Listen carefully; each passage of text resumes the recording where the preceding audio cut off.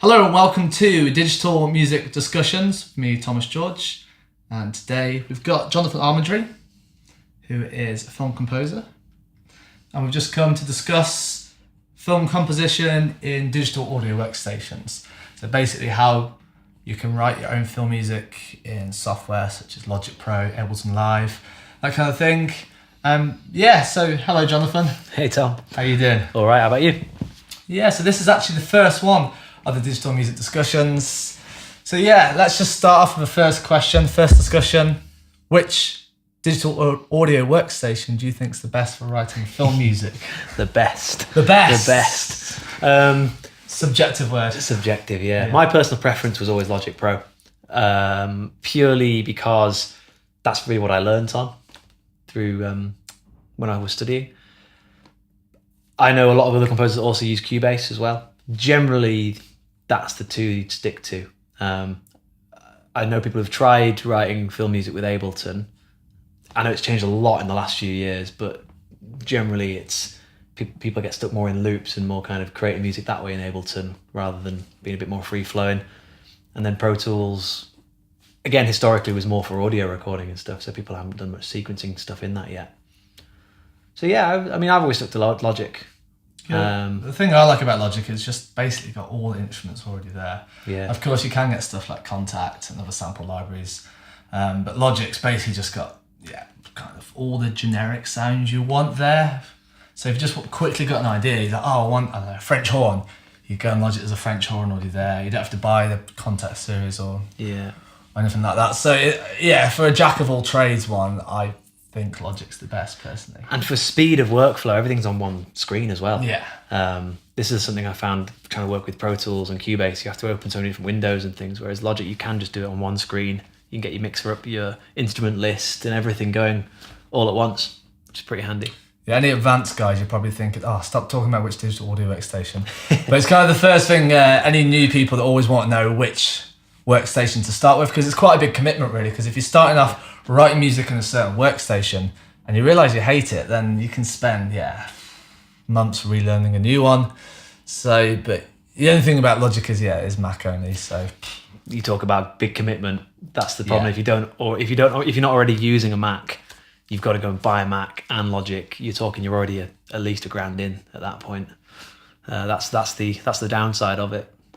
So have you got any recommendations for anyone that wants to start writing their own film music? Is there any kind of like essentials to start with? Or do you reckon just dive in, start writing, and then as you progress, buy more equipment or buy different software synths or anything like that? Yeah, give yourself limitations to start with, I think is a really, really key thing, and criteria to work towards. That's the big difference with writing film music compared to just writing music, is you tend to be working too brief, to a specification, to a specific visual. So you need to learn how to write in those styles, whereas a lot of people tend to find when they have just been composing freely, they've written how they feel, which is great. It's a really good skill to have. But when it comes to writing film music, you're trying to realise a different vision, someone else's vision, or a different feeling, even a different style. So it's really about being able to write in lots of different styles. So if you give yourself those limitations, say I'm going to write in this specific genre with this certain sound, dissect what that sound is and try and create that sound.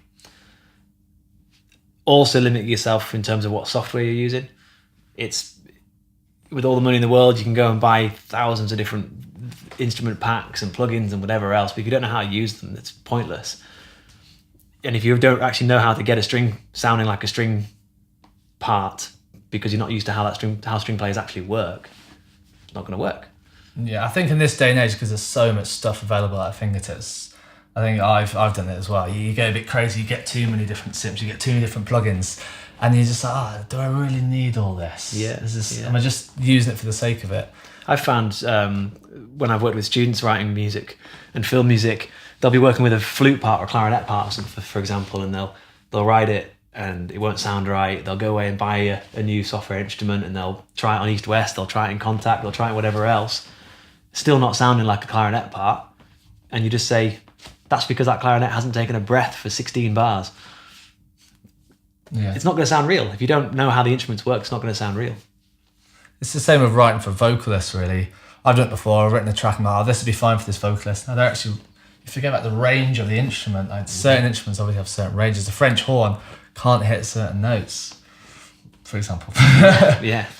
But that's another thing, learning the instruments and learning what they can and can't do is a great starting point for learning how to write for film music. I mean, you mentioned the French horn. The French horn is so versatile. You can get that big, meaty, gritty sound. It can also get that really kind of beautiful, soft, flowing sound. Learning what instruments can do, spending some time with those instruments is really important. I can't remember who it was, but there's one really famous composer who said that no one should write for instruments unless they actually spend 2 weeks playing that instrument at least for every single one. Overkill. You won't get very far in 2 weeks on most instruments, but the sentiment's there. I guess writing for orchestral music, it's well, for a lot of the stuff that I do, it's a complete different ball game, really. So a lot of the film music you've written, is that strongly kind of directed by the director? They want exactly this, or do you get more freedom, or does it really depend? It really does depend. A lot of the times the director has a very clear image of what they're working on, particularly the more artistic projects that I've worked on, the ones where the director's creating something because they want to create it and get it somewhere. They already have a real vision of where it's going to be. That said, there is still some flexibility. They still kind of want your input. If they just want generic flat stuff, and anybody could, they might as well use a library track. They might as well just go on a library and find something on there. Audio Jungle or whatever, and yeah, exactly. So yeah, there is generally I can't remember what the question was. Do you get a lot of freedom from the director? Freedom, yeah. It really does mix and structured? match. It does really mix and match, yeah. So what's your experience of working with an orchestra versus using a laptop or using a digital audio workstation? Is it completely different, or is there still some crossovers? There's still some crossover. The big difference is, firstly, again, that limitation thing. With an orchestra, you need to plan how many plays you've got, and you need to plan how you're going to write for those plays. You can't just think, I need another sound, I'll load up another one. You can't load players on the day. A big thing is actually knowing how it's going to sound in your own head, because it's easy to get caught out by sample libraries and thinking that's how it sounds when you put it on real instruments. So, for example, the East-West first violin section is 18 violins, and that's per key. So if you load up an 18 violin sample in East-West and play a C, you've got 18 violins playing that C. If you then decide that they're going to be playing two notes at once, like you would do in a real orchestra, you can do divisi, where you might have half the string players playing one note and half the other. East-West doesn't register that. So you'll have, if you play two notes, you've got 36 violin players, because you've just doubled the amount of samples you've got. So if you go with 3, you've got 54. You do that across all your different parts. Because I've written, some of the music I've written with orchestras, it's meant to be divisi across violins, violas, and violins too. You end up with hundreds of string players, which you can't have in real life. So then when you get to an orchestra and they play it, you're like, this sounds thin and awful and rubbish. Why is that? So yeah, it's that's a limitation you've got to be aware of, is how it translates across. If you write in that way, I mean, that's how I work when I write for orchestras. I'll score it in Logic first and then sort of transcribe it into Sibelius, just because I need to work orally. I like to hear things. Some people work straight into Sibelius, and I'm in awe of them, how they can kind of I can't do that. The MIDI just sounds too bad. Yeah. I mean, there are ways of setting it to it sort of rewires through Logic and trigger samples in Logic. Yeah. Okay. But it's a lot of faffing about for. There is a score editor in Logic that's pretty good. Yeah. I've used that quite a few times. It's more for writing lead sheets or for like jazz ensembles and stuff. Yeah. But for writing orchestral music, you couldn't really print to orchestra with it. No, maybe not. But I've used it for sort of temp scoring, where I'll then go off and either score it into Sibelius, or if I'm just creating a sort of temp track for myself to play off, when I kind of pretend that I'm a real instrumentalist when I record onto East-West, for example. I'll score in Logic and get using the Logic basic sounds and get the score in there, and then load up East-West and kind of play the violin part as if I'm an actual violin player, and really think about how they phrase it and how the notes are held across and where the pauses are and stuff, which is quite a fun way. I used to have an EWI, electronic wind instrument, which was fun for doing that. Okay, because you can set the breath controller as a modulation, so you can actually get dynamic in as you're playing really naturally, because I'm a sax player originally. Okay, yeah, that makes sense. Yeah, there's something... you can't really just pick up and mess around. I think you have to properly learn how to play. Be a proper musician. Yeah. To do that.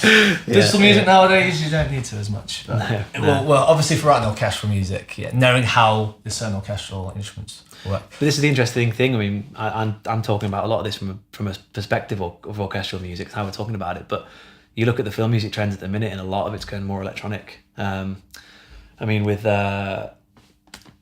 travesty, I've forgotten his name. Trent Reznor. Oh, okay. Trent Reznor, yeah. And who's sort of bringing in, with his successful Social Network and Gone Girl and stuff. That kind of sound is really massive at the minute in film music. Yeah, well, Daft Punk did, was it Tron? Yeah, of course, yeah. That was pretty awesome. Yeah, definitely, yeah. Music, anyway. Yeah. So have you got a top tip for anyone who wants to start off writing film music or get into the film business? Into the business side of stuff. Yeah, there's a process you have to go through. You need to get a lot of experience, so you need to learn how to be flexible with briefs, and how to write quickly is one thing.